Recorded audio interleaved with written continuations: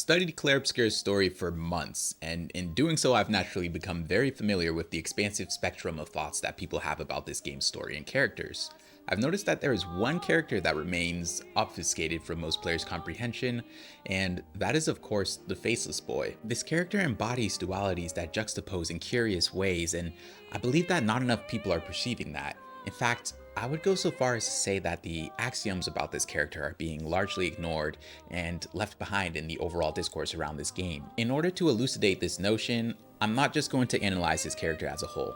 I am going to show and discuss every single voice line from this character in the game. Now, whatever interpretations you draw about the Faceless Boy from his statements is your prerogative, and I'll definitely share my own interpretation as we go along, but I really want to be proactive about ensuring that the spine of this video is very objective. So how we're going to do this is I'm going to clearly show and state each of the Faceless Boy's voice lines, and I'll contextualize them as well, which is the objective component. And then I'm going to supplement that with my own interpretation, which is the subjective component. This will all be in chronological order of when you encounter him, so naturally, let's begin with his appearance at the Ancient Sanctuary. Another expedition, 33. Who are you? Me? A dream? An illusion? I don't really remember what I did all of this for. I miss laughing with everyone. Ray, Clay, what were their names? Why do I forget? Everything is washed away. So, in his first statement, what we have is a look at the Faceless Boy's mental state at the beginning of the game. He's stating that he is struggling to remember his identity and purpose and is questioning why that is.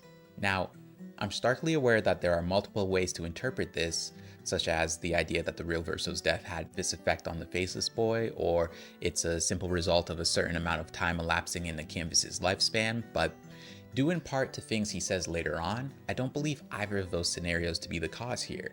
What I think is the cause of the Faceless Boy's almost fugue-like state at the start of the game is Clair and Renoir's long-standing efforts to erase the canvas, chief among them the Lampmaster. We'll get to the Lampmaster later in the video, but as we know, the amount erased in each gommage has direct correlation with Aline's waning power to control the chroma and preserve the canvas from Renoir and Clair's attempts to erase it. The key language here that leads me to think that this is what is causing the Faceless Boy's confusion at the start of the game is how he says, everything is washed away. For me, this language draws close relation to the gommage and the way that it works, and also if you were to remove paint from a canvas, the language connects there in the sense that you'd wash it away with warm water or isopropyl alcohol. I'd also add that it's curious that he only mentions Renoir and Clair's names when he's grasping for a missing memory. I feel like this is a hint in this direction, but again, the core of my reasoning lies later on in the video from later quotes, so let's move along so we can begin to connect things. So now his second statement at Yellow Harvest. Why? Why would she paint these things? Eating the world, eating our world. We used to have fun here together. I wish we could still have fun. Sister. So the Faceless Boy is referring to Clair here and ruminating on what could potentially be her reasoning for painting Nevrons, which are the painted beings murdering expeditioners and working to destroy the canvas. He is also lamenting the past, which of course was a time frame when Clair would play in the canvas with the real Verso and they would paint the world together. He is yearning for that time frame where there was peace in the canvas and the only agenda item was fun and love with family. With his statement defined, let's begin to unpack the meaning. So this is the start of the recurring core theme of the Faceless Boy's arc within this game. For the most part, his key conflict within this game's story is actually with Clair. We'll get deeper into it as we go along, but their war over the canvas essentially forms the backdrop of this game's story. Think of it this way. As we know, the Desandra family conflict is basically this. Aline has fled into the canvas and is grieving the real Verso's death, so she is staying within the canvas and living there indefinitely, in spite of the fact that painters cannot spend a permanent amount of time within the canvas without their physical state deteriorating outside of the canvas, with death being the inevitable eventuality. So Renoir has chased her in, and his goal is to erase the canvas entirely so that she cannot flee there again once he is able to forcefully remove her from the canvas. So the Desandra family conflict is essentially Aline wants to exist indefinitely within and add life to it, which basically manifests as our beloved Lumerians, and Renoir wants to erase everything and everyone within the canvas and the canvas itself so that his wife can no longer remain within, and so that he is able to save her from her inevitable death. So, personal motivations aside, the two camps are canvas preservation and expansion, or Aline, versus total canvas erasure, or Renoir. The stakes are as high as possible too, as their mortal well-being is on the line. It's life or death. How Clair fits into this is she has decided to support Renoir. When we get to later voice lines, I'll expand her motivation for doing so, but a big part of it is simply she wants this conflict to end ASAP, and she wants everyone to come back alive because she loves them, but also so that she can get help in her conflict with the riders. Clair's support manifests in the form of Nevrons, which are of course painted beings that murder expeditioners who try to reach the Paintress. Nevrons doing this makes it so that the chroma that Aline used to paint the expeditioners in the first place does not return to her, thus weakening her hold over the canvas over time and gradually giving Renoir the upper hand. So this game's backdrop is a war of attrition, and the key figure feeding the war machine is Clair. She is the mother of Nevrons, and she is the one painting horrors that are destroying the canvas and haunting the denizens of the canvas. And naturally, the Faceless Boy seeing this action from his beloved sister creates lament, confusion, and sadness within him, especially given the fact that they largely made this world together. But let's continue to his next statement. So his next statement at the Stonewave Cliffs. It's you. I know you. What do you mean you know us? I've seen you countless times, yet I've never grasped your essence. You are not from here. From here? This place was made to bring joy, not pain, yet pain is everywhere, like the creature of darkness at the end of this path. It is but one of her many creations, beautiful in his own way, but deadly. Her favorite combination. You mean the Paintress? Why is she doing this? I don't know. I wish I knew. It is not like her. She was my best friend, but she outgrew us. She had more important things, more important friends. She left me behind. So here, the Faceless Boy has managed to connect the dots about Lumerians in general. What he means when he says he's seen us countless times isn't just about us specifically. He's referring to all of the expeditioners and explaining he's never quite understood what they were, and has rightly deduced that the expeditioners are not from there. What he means by that is that the expeditioners and Lumerians in general were painted by Aline and were not paintings made by the real Verso or Clair. Next, since we as expeditioners are not an original component to the canvas, the Faceless Boy is explaining the original state and purpose of the canvas and how the current state is diametrically opposed to the canvas's natural function. Obviously, the Desandra family conflict resulting from the real Verso's death is quite literally as painful and emotionally difficult of an environment as one could make, and that very starkly juxtaposes with the original canvas's world state, which was essentially a playground full of wonders. The Faceless Boy next refers to the Lampmaster and characterizes Clair a bit for us by sharing that she loved the combination of beauty and a deadly nature. What's next is a cool little misdirect, as of course when we ask about the Paintress, we mean Aline, but he just assumes that we are talking about Clair. We can see here that the real Verso and Clair really had a close loving relationship, as he considers them to be best friends, but laments the eventual drift of their relationship.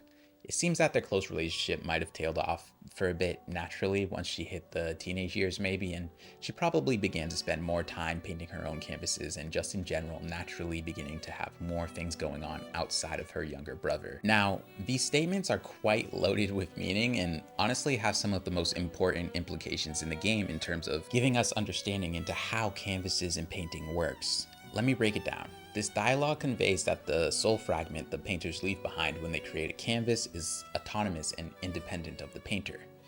I say that because if you pause and think about it, what the Faceless Boy is saying here clearly illustrates that he has no idea that the real Verso has died, if we consider the fact that he's completely lost as to why Clair is acting the way that she is. He's clearly spent a very long time, decades, contemplating Clair's hard shift in behaviors, and it still doesn't add up for him. If he was aware the real Verso was dead, I think he'd absolutely understand Clair's actions regardless of if he would have agreed with them or not, and this introduces some extremely interesting food for thought on if the soul fragments painters leave behind can be conceptually considered the same as humans. Would a concept such as tired of painting even exist for a being whose sole purpose and biological imperative from its inception onwards was to paint? For example, It's random, right? But let's think about spiders. Spiders don't ever get tired of spinning webs from the moment they hatch from their eggs until their death. It's just a fundamental part of their existence. It doesn't require mental consideration or effort. It doesn't intermingle with the concept of mental fatigue. It just is. It's an integral part of a spider's existence.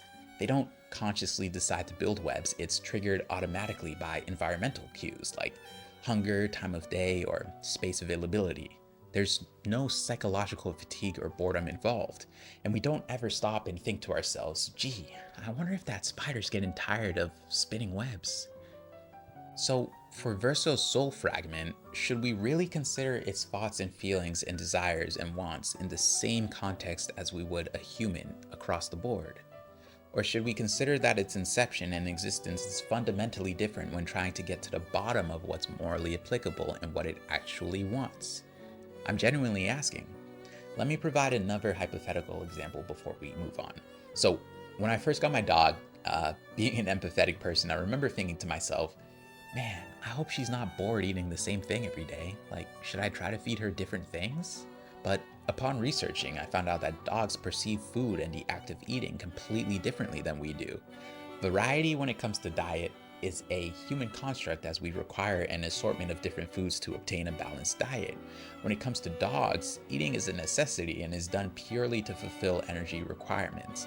And when fed a properly balanced kibble formulated by an accredited veterinary nutritionist, they get everything they need from one single food source.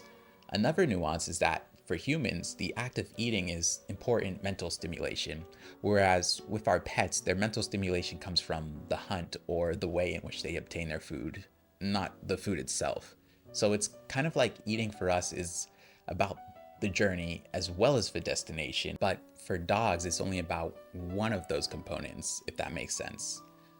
Another scientific component is that we as humans have around 9,000 taste buds, and dogs only have around 1,700, meaning we have over 5 times more taste buds than dogs, which further expands the difference in how we enjoy food. So, to connect back, it would be folly to just make a blanket consideration on what and how a dog needs to eat every day solely based on how and what humans eat every day, because there is a fundamental difference from our biological factors in how we experience food. So I believe it would also be folly to make blanket considerations on what the faceless boy desires and needs solely based on what's morally applicable to and what a human child would want, because that would ignore important context and nuance that differentiates the faceless boy from a human.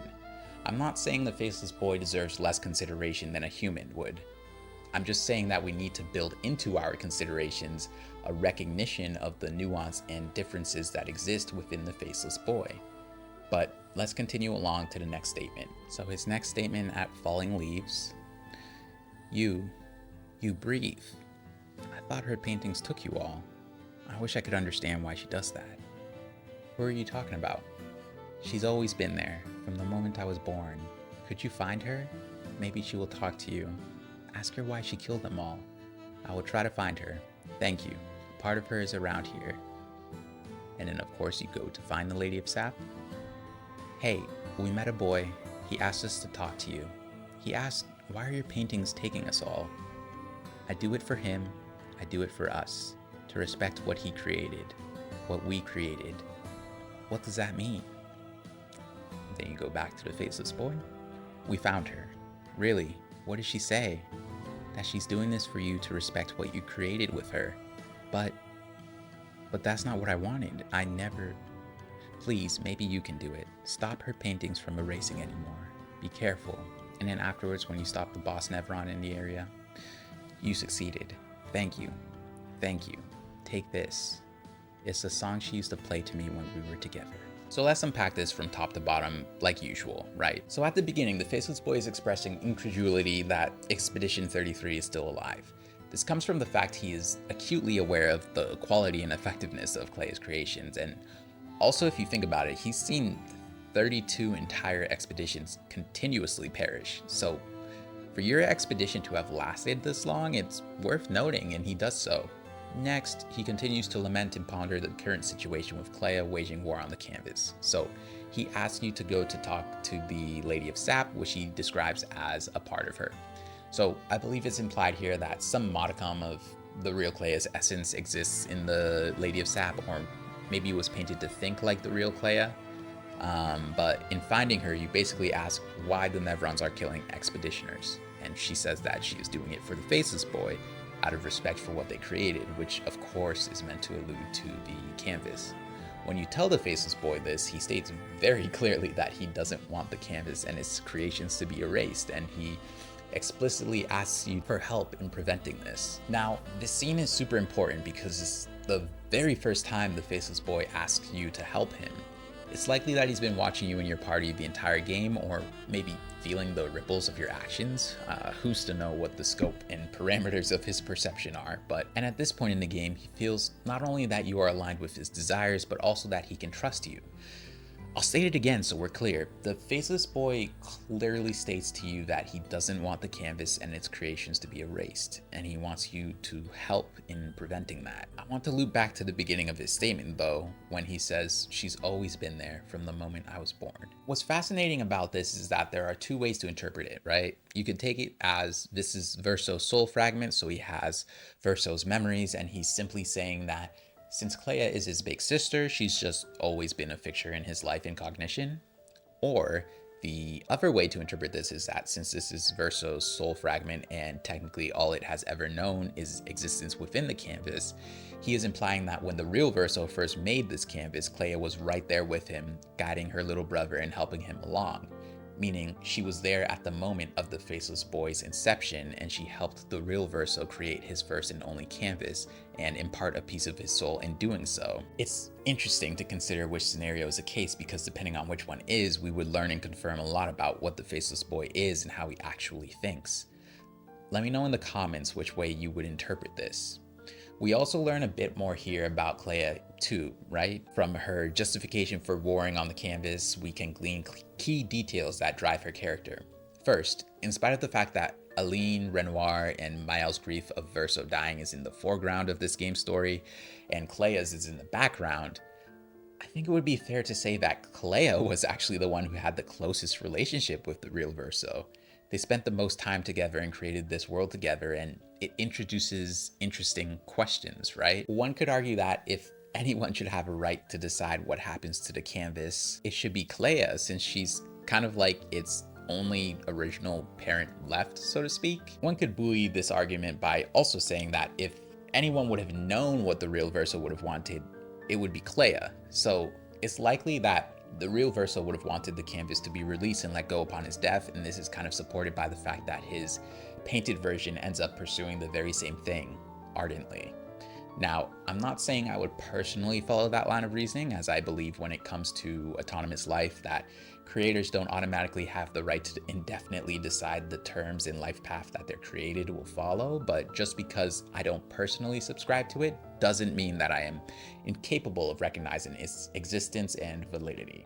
But for me, I think the Faceless Boy is an independent entity that deserves maximum consideration that Clair is not giving it, in addition to all the other lives within the canvas, and I'll expand on that point later on in the video, but for now, let me put a bow on this specific quote package, right? We need to acknowledge Clair's exact language here. I do it for him, I do it for us, to respect what he created. So for me, I believe the him and the he is referring to the real Verso and not the Faceless Boy. I think this is reaffirming the key friction point between the Faceless Boy and Clair. Clair does not perceive the Faceless Boy as Verso at all. She believes that her brother is completely and utterly gone, and the Faceless Boy has no idea the real Verso is dead, and considers Clair to be his beloved sister, because she technically is. He is the fragment of her real brother after all. The Faceless Boy's blindness to this nuance is continued to be supported by the fact that he hears what the Lady of Sap, or Clair, says and assumes that she is talking about him. He says, "That's not what I wanted," not, "That's not what Verso would have wanted." So it's very curious, right? Even when the real Verso was alive, do we think that the Faceless Boy would have been able to perceive what their relationship was? Is there any interactivity whatsoever between painters and the soul fragments that they leave behind when they create a canvas? There's a lot to ponder here, and unfortunately not too much definitive evidence around the subject. Nevertheless, let's continue along.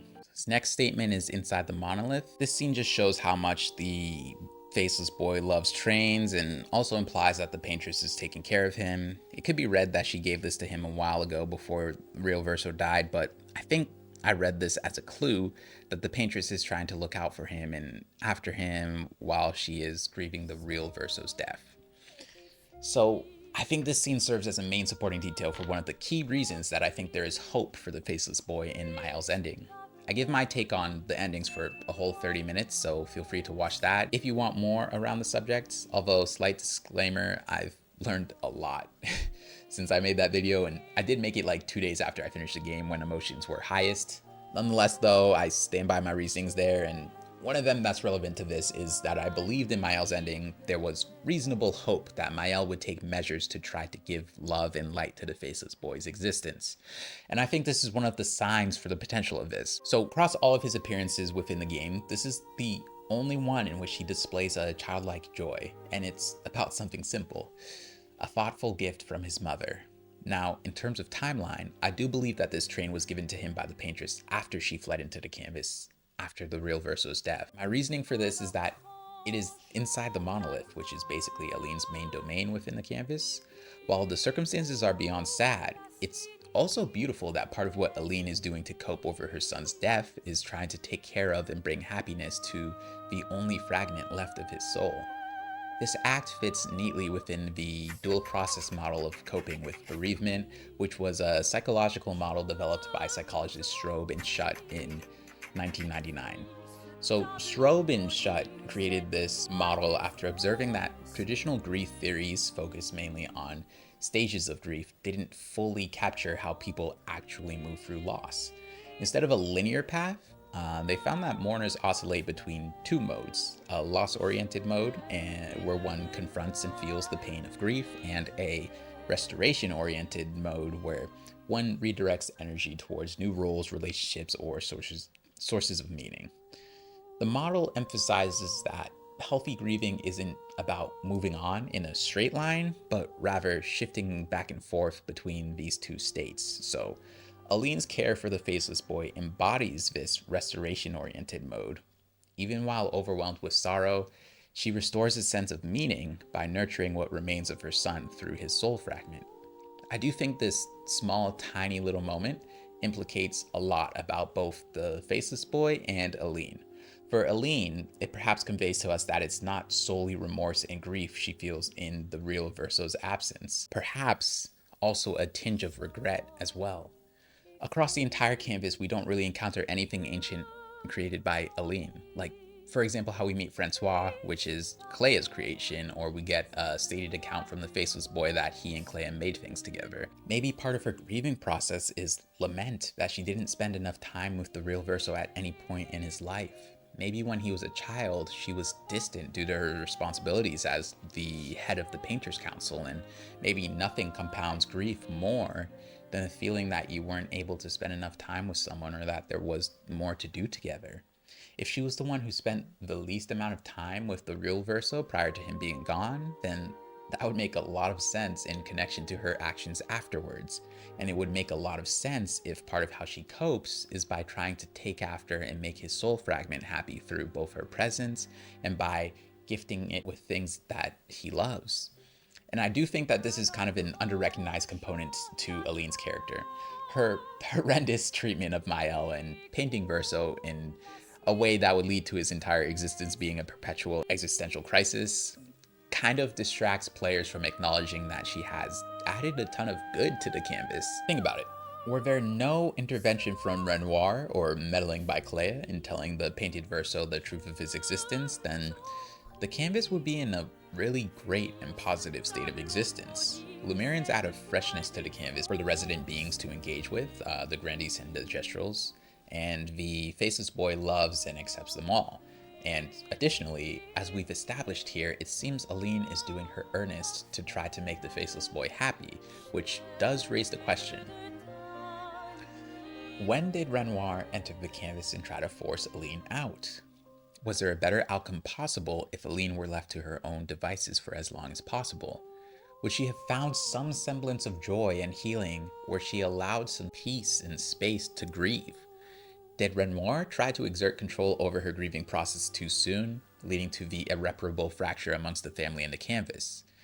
I understand conceptually that Renoir just wants his family whole and together again, and I understand that maybe he felt in the moment he needed his wife the most, she vanished, a la Avatar, but I'd love to know the timeline of when Renoir tried to force her out and if it may have been premature. Part of me tends to think it was premature and Renoir may have sparked something way beyond what it needed to be, because when you wake up as Maëlle in the world outside of the canvas and you say to Clair that you're worried about Renoir and Aline, Clair responds they've spent longer than this in other canvases and that is not that dire. And this is after they had spent 67 years in canvas time at war.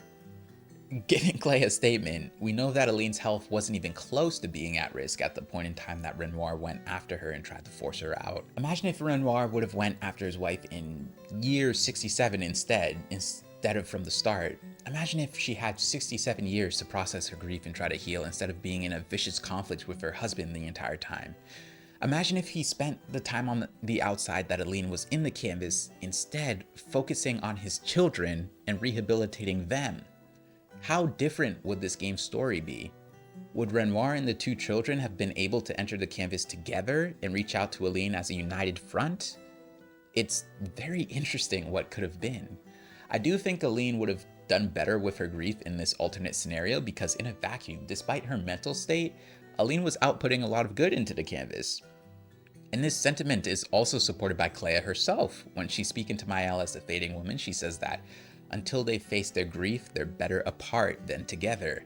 And she mentions how she personally was fine to let Aline work out her sorrow on her own within the canvas. But anyways, for me, this little interaction between the Faceless Boy and Aline does serve as a bit of a preview into how things would be post-game in Maëlle's ending.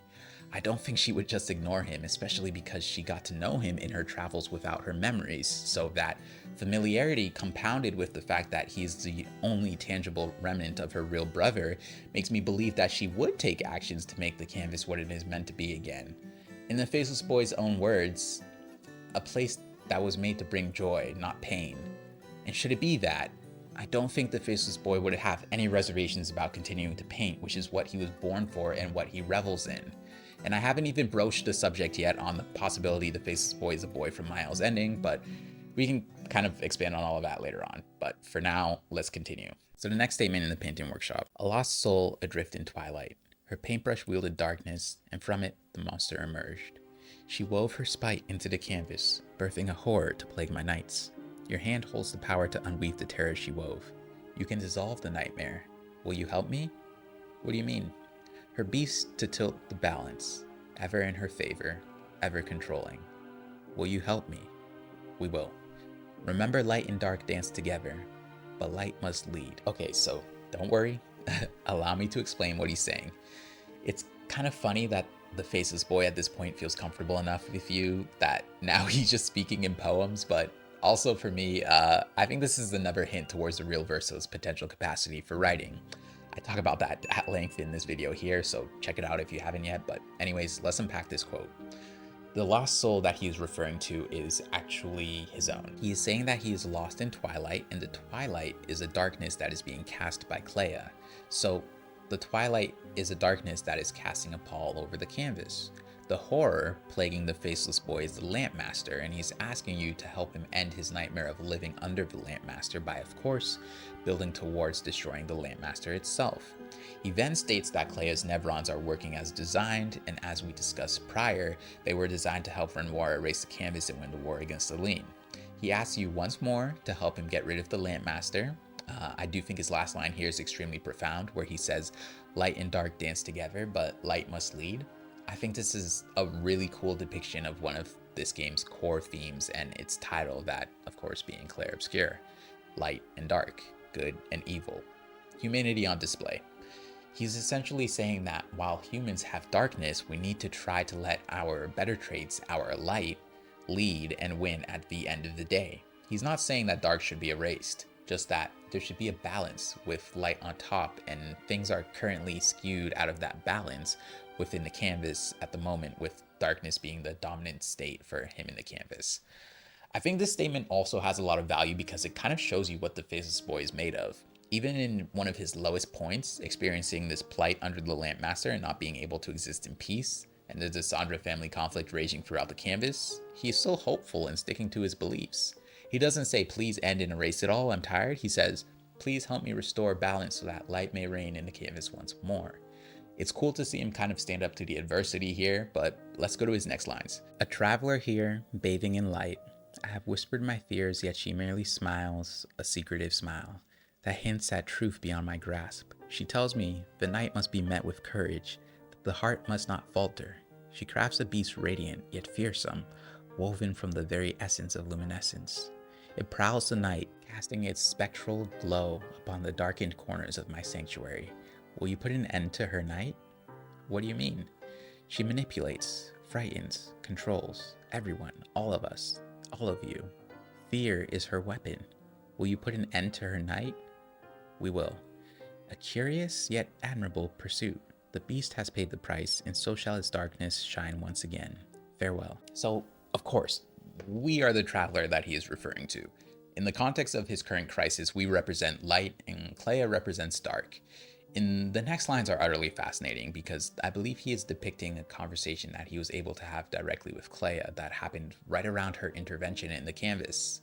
In this conversation, he's voiced his fear about what she's doing with the canvas. The truth that is beyond his grasp, of course, is the fact that the real Verso is dead. She then creates the Lampmaster, and the Faceless Boy depicts how it is haunting his sanctuary. The Faceless Boy then asks you for help again, and when asked to provide more clarity, he gives us an interesting characterization of Clair. He says that she uses fear to manipulate and control everyone. He then says that it's both curious and admirable that we are endeavoring to end Clair's hold on the canvas, and then basically states that in the meantime, the Lampmaster will continue to cast darkness on the canvas. I feel like I sound like a broken record because it's true for all of the Faceless Boys lines, but I just think this conversation is so valuable and implicates so much. When the Faceless Boy says that Clair told him the night must be met with courage and that the heart must not falter, you get the feeling that in her own way, Clair is trying to show kindness to the Faceless Boy and that she's considering him at least a little bit in the actions she's taking. When she says the night must be met with courage, perhaps she is verbalizing that to tell the Faceless Boy to be brave through what's to come, while also trying to reassure and psych herself up. In other words, she's trying to build up the courage herself in this interaction to try to do what she thinks needs to be done, while simultaneously coming close to almost apologizing to the Faceless Boy for what she is doing and about to do. It's clear that to her, if the real Verso is gone, then almost out of principle, this canvas should be completely gone too. It seems she finds it disingenuous that the canvas exists and a soul fragment of Verso is still around when the real Verso isn't. And that makes you wonder where this belief set and ideology would have come from. What gave Clair such staunch views in terms of the ethics of the canvas? I don't know if you noticed, but for Renoir and Aline, this game's conflict is almost exclusively centered around processing the grief of Verso's passing. But for Clair, it seems that for her, part of her motivations lie within her ideological belief set. If you think about the horrific things she did to Simon and her painted copy and the way she speaks about the painted Verso, there's a very clear level of detachment that she is trying to have when it comes to anything in regards to Verso's canvas. While I think you could argue that the Lampmaster may have been essential in limiting the Faceless Boy in some way from participating in the conflict or outright supporting Aline somehow, did she need to torture her painted copy and Simon? Did those actions have to be a part of achieving her goal of getting her mother out and erasing the canvas? What I'm trying to say is Clair is the only one in the game who does things that seem to be outside of the path of grief, outside of the path of processing. She's the only one who goes out of her way to make a point in an almost imaginary game where she's the only one who can see the scoreboard. So what is it about the ethics surrounding Verso's canvas that really get to her, or that really make her conduct herself in this manner? Even if, for example, she had a conversation with the real Verso before he passed, and he professed that he wanted the canvas erased or something, this wouldn't compel her to take unnecessary actions that aren't requisite towards the canvas's erasure.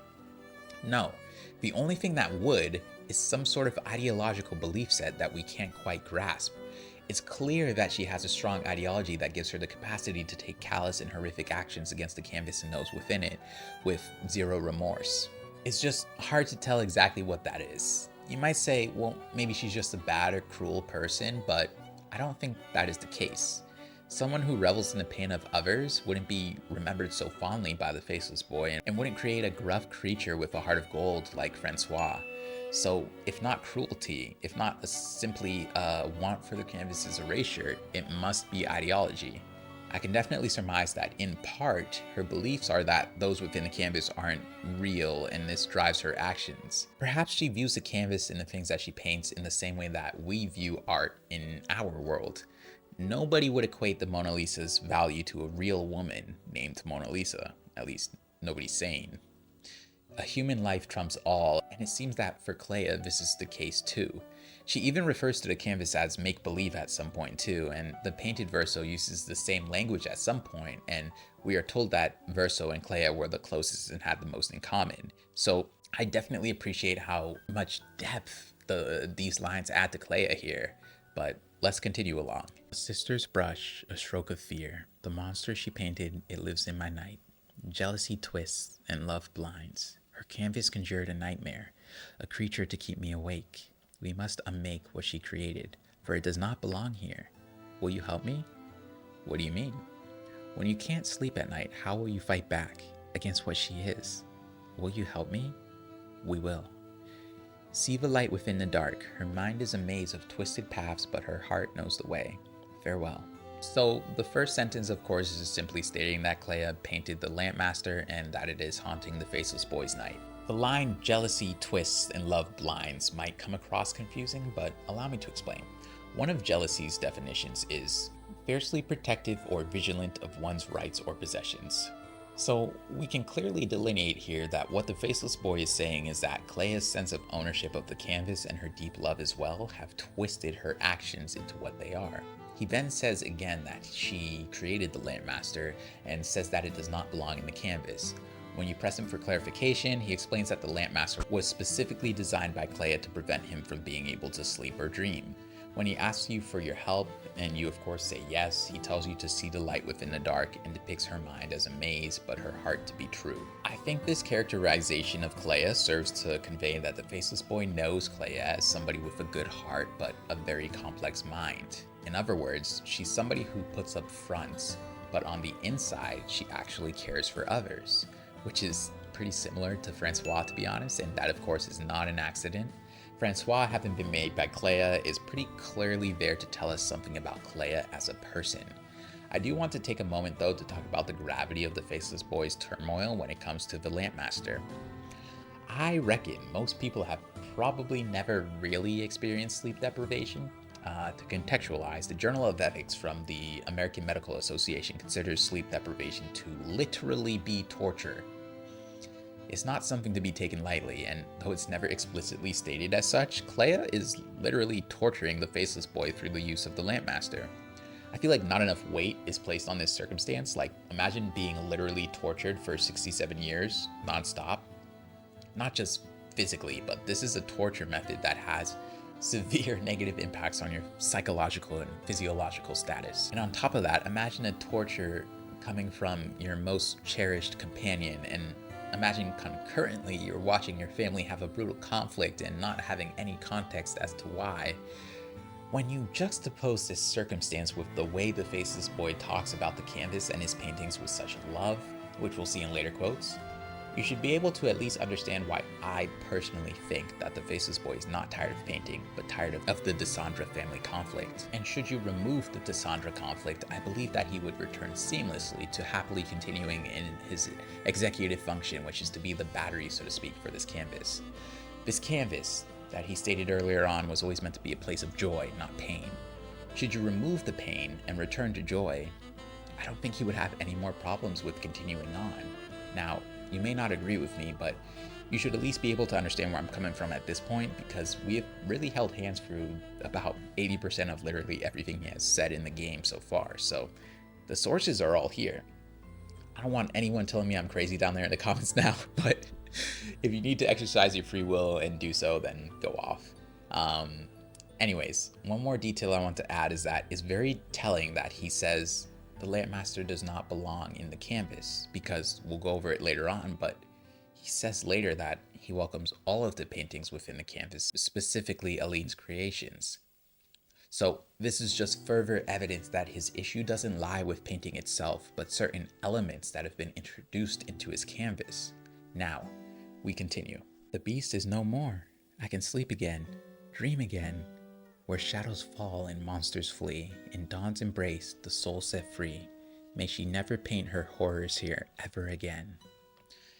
So this scene takes place after you finally kill the Lampmaster. The faceless boy says the beast is no more and he can finally sleep again and dream again, and then he gets poetic right, but the general gist is that he is thrilled to be rid of the monstrosity that is the Lampmaster. Let's talk about his poetic language here though. In dawn's embrace, the soul set free. The language here is spellbinding. I think this is possibly my favorite line from the faceless boy in the game because of the depth and meaning packed into it. So to elucidate, it suggests that yet again that what the faceless boy feels is a prison is not the canvas itself, but the Desandra family conflict. With the removal of the Lampmaster so that he may no longer be haunted, the faceless boy says, I can sleep again, dream again, where shadows fall and monsters flee, in dawn's embrace, the soul set free. So the faceless boy is roistering in the fact that he may sleep again with the erasure of the Lampmaster. So he's characterizing that capacity to sleep as his new dawn, so to speak. For those who don't know, dawn is the first appearance of light in the sky before the sun rises. In other words, it is dawn that breaks the holes that night has on the world and reintroduces light. So shadows fall in the presence of dawn, and monsters which typically lurk the night flee. So he's saying that the erasure of the Lampmaster is the dawn of a new life where his soul can exist freely without the ceaseless haunting of his nights. This line from him serves as the bow on all of his prior poetic characterizing of Clair and her creations as twilight, night, dark, or nightmares. With our arrival of dawn or light, his soul is now free. In our embrace, he is set free. It's beautiful. Let's go to the next quote. You are here. What is this place? It's her home in this canvas. We used to play here a lot with the others, but now the one here, she is not her. She will never be, and she knows that. Who are you talking about? Everything is always about her painting, her sculpting. Everything has to be perfect, but perfect I have never been. And perfect she is not, the one who is here now. Maybe it's better to forget about all of this, but she's trapped here behind the door in the atelier, forever painting. How do we open the door behind you? The colors. Bring back the color to her paintings. She mocked Aline's creation, trapped by her own paintings. If you could find them and unpaint them, then maybe she will be free. Okay, so for context, this conversation takes place in the Flying Manor, which was the real Clair's home base or main domain when she was growing up here with the real Verso. The faceless boy explains that they used to play here frequently with others. I'm not sure if they mean painted beings like Eskie and Minoko, or maybe childhood friends in general. No way of knowing for certain, but then the faceless boy explains that the one here now is painted Clair, who was painted by Aline along with painted Alicia, Verso, and Renoir. When you ask him to explain, he then shares that the real Clair is a staunch perfectionist and basically suggests that anything that isn't made by her own hands falls short of her expectations. He explains that Clair trapped painted Clair in the atelier and basically painted over her so that she is forced to perpetually create nevrons that support Renoir's mission to erase the canvas.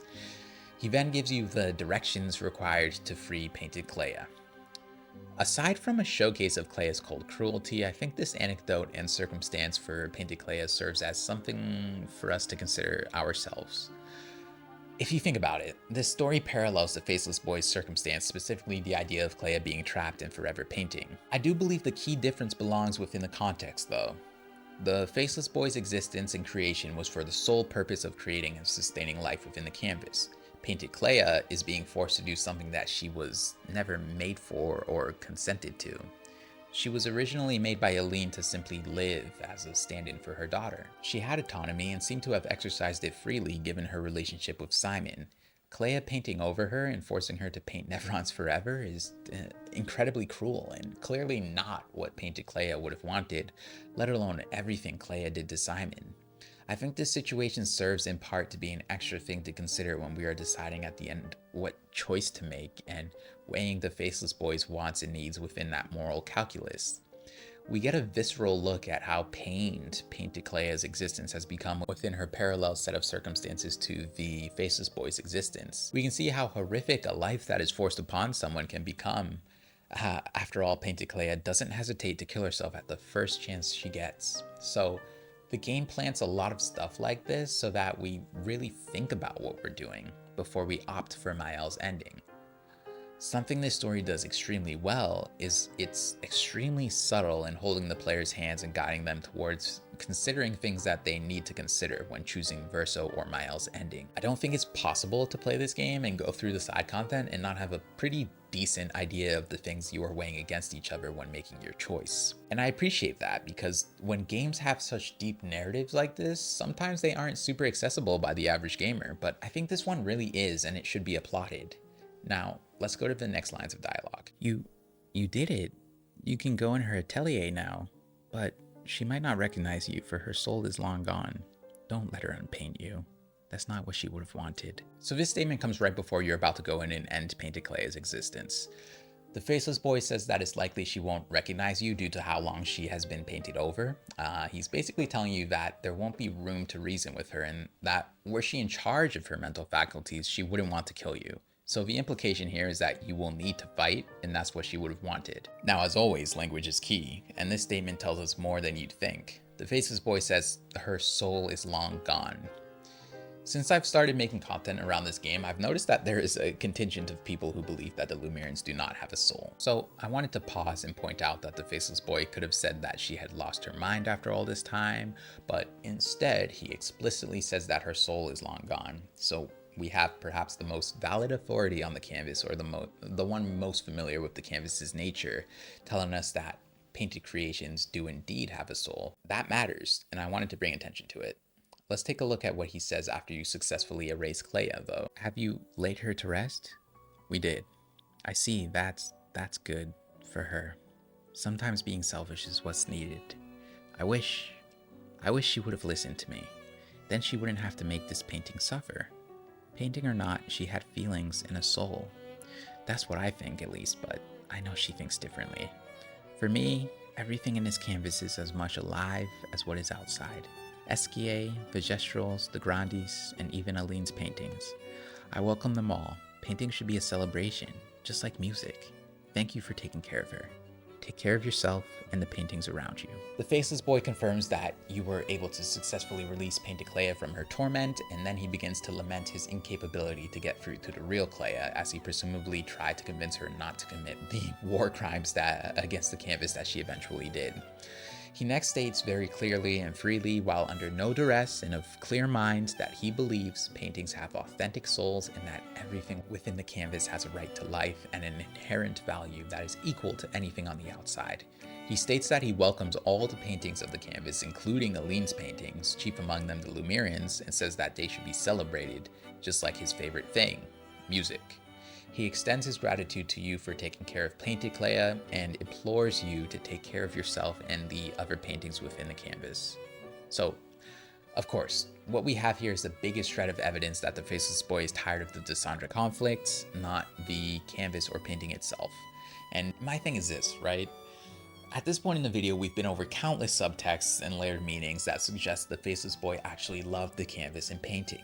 Even if all of those prior details didn't exist, this monologue here would be enough on its own for me personally to question his response to Verso imploring to him that he must be tired of painting.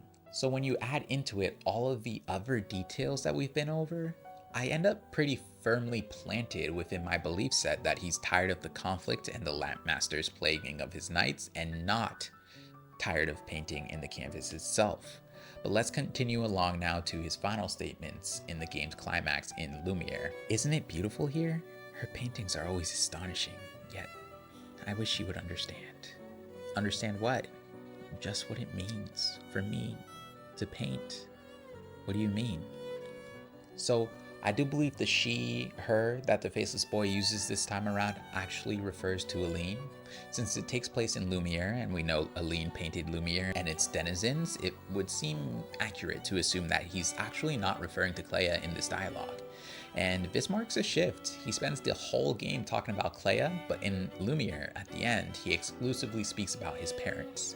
In these lines specifically, he's ruminating on something that Aline doesn't understand about him. Specifically, he is implying that she doesn't understand what it means for him to paint.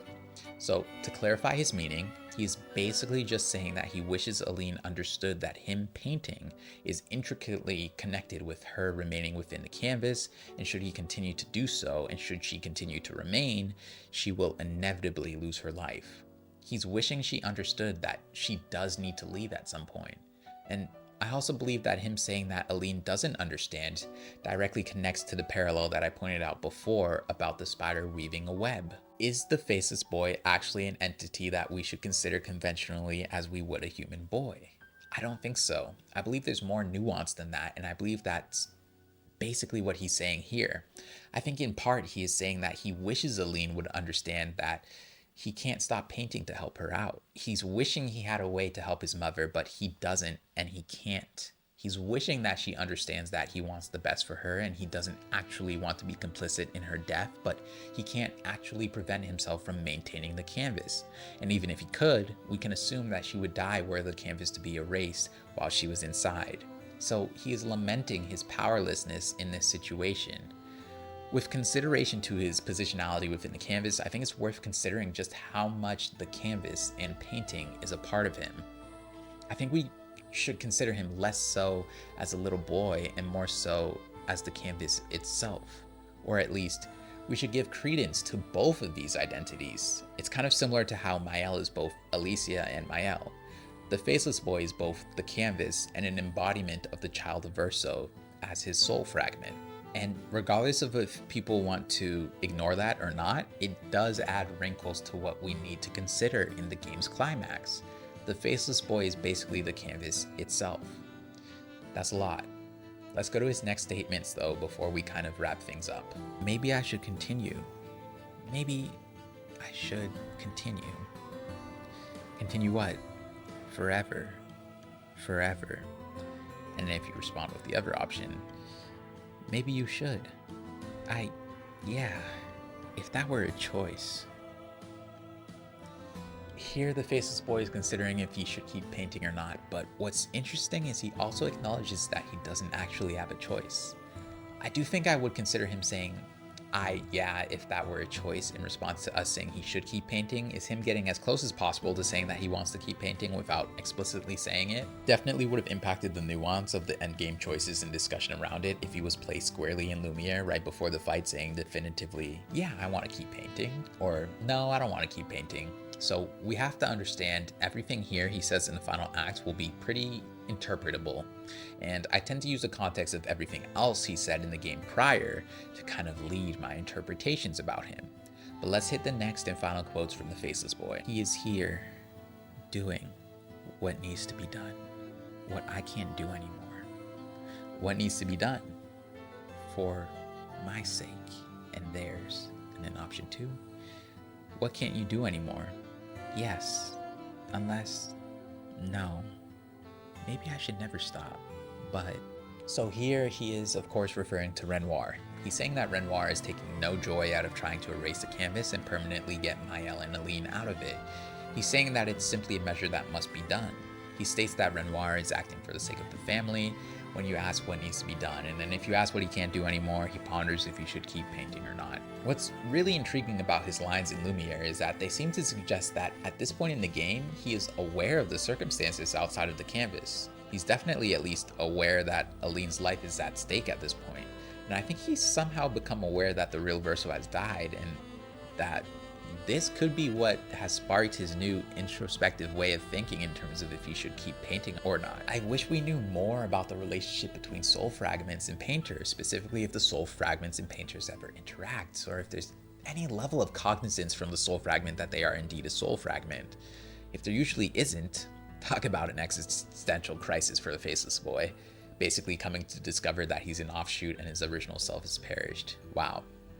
But to continue, due to the context of everything else he says in the game, I do read him considering stopping solely as a selfless act for the sake of the living Dissandras. I don't think he would consider this at all without the horrific conflict that has consumed the canvas. And I want to explicitly recognize that ambiguity begins to be introduced about what the Faceless Boy wants exclusively in Lumiere in the endgame. This is similar to the general narrative structure of the game as well, where you are led to think a certain way about Lumiere, and then the game flips that on its head in the final act. This game plays around a lot with the timing of when important character details are divulged or expressed, and it's a masterclass in creating a fog of doubt around your conceived notions of characters and narrative beats. For me though, if the Faceless Boy really wanted to stop painting, why wouldn't he have asked you at any point in the entire game? After all, he asks you for help multiple times throughout the game and doesn't seem to have any reservations about doing so. And every task he asks you to help with is centered around helping to preserve the canvas, not erase it. He unprompted and under no pressure expresses to you at length how much he loves the canvas and how much he thinks the life inside is deserving of equal respect to life outside. But of course, regardless of everything I said, we do have the infamous scene in the endgame of Verso asking him if he's tired of painting and the Faceless Boy nodding yes. For many, this is the sole or biggest reason why Verso's ending will always be the one that is humane. But there's so much around this moment that influences the Faceless Boy's response that I'm not sure I'd hold it in equal esteem to some of his other stated feelings. For one, like we established in Lumiere, the Faceless Boy is at the point where he is wishing for a way to help out his family. When he's approached by Painted Verso, I'm not sure he knows that the long stagnant conflict has actually had a huge step of progress made with Renoir leaving the canvas.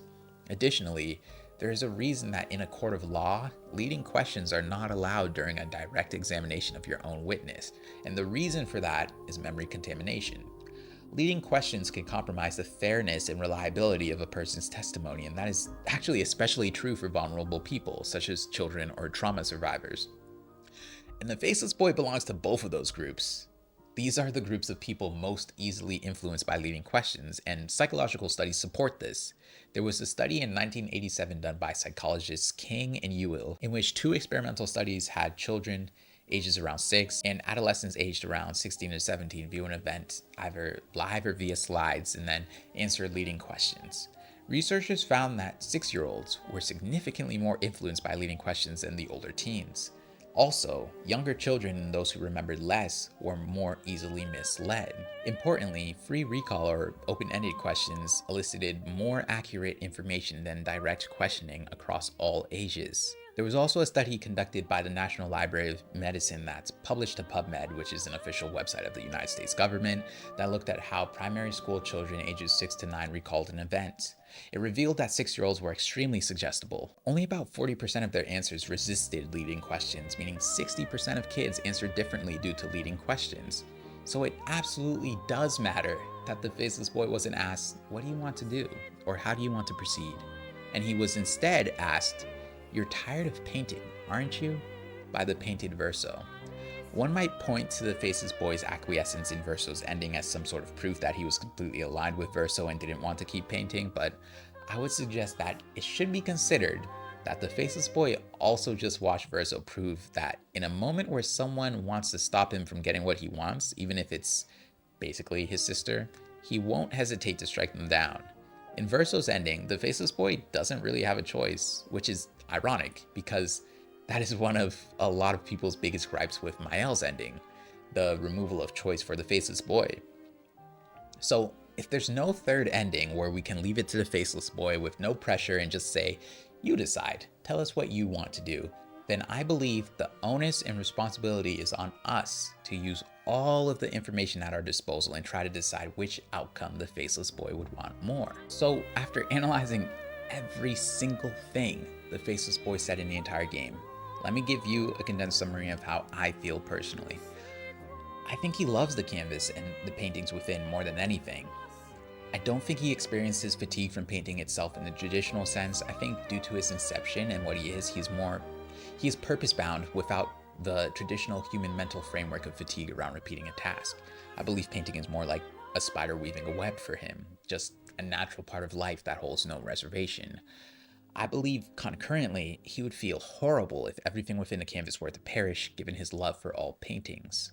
And I also feel like he'd feel awful were a Desandra family member to perish due to the canvas continuing on.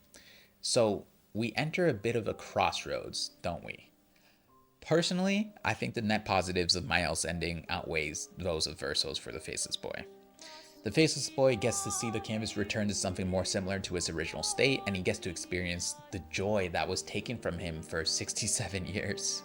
He gets to sleep and dream once more. This scenario looks better to me for him as opposed to just ending it all after all of the pain and never getting to experience that blissful joy that he had before the conflict again. But I understand that this is truly a crossroads. Like I said, I understand and respect those who go the path of Verso's ending instead. For me personally, though, I just place more stock and value in all of the things the Faceless Boy freely said throughout the game's story across multiple different contexts and settings that all pointed towards him loving the canvas and all of its paintings. And part of why I place so much stock in that is that he was saying that literally while he was under decades-long torture from the Lampmaster. He still retained his light and love in those circumstances. So why wouldn't he in Miles' reformed canvas that is a return to its original vibe of joy and light?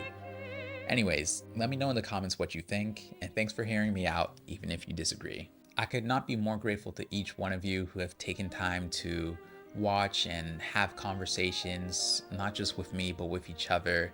I think we're building a beautiful, safe space, a beautiful community, and genuinely from the bottom of my heart, thank you infinitely for being here and hanging out. Till next time.